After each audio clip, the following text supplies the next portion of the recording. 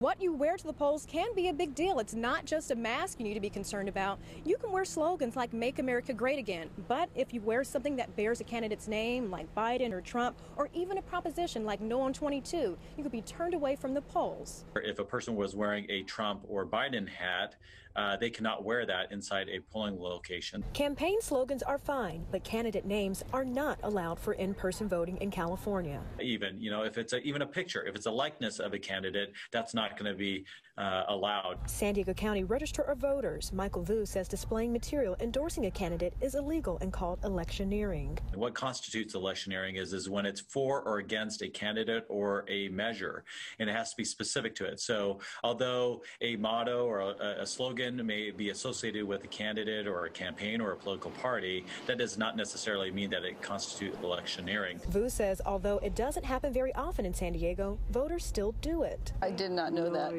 The Prescotts of Spring Valley voted early at the county polling place, but didn't know about the do's and don'ts of what to wear. A little bit too much. I just want to go in and vote.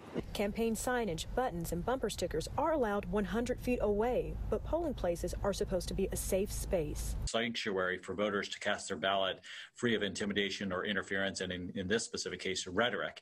A law so important, the California Secretary of State, Alex Padilla, sent out the rules in a memo outlining there should be no display of ballot measures, number, title, subject, or logo, or buttons, hats, pins, shirts, signs, or stickers containing information about candidates or issues on the ballot.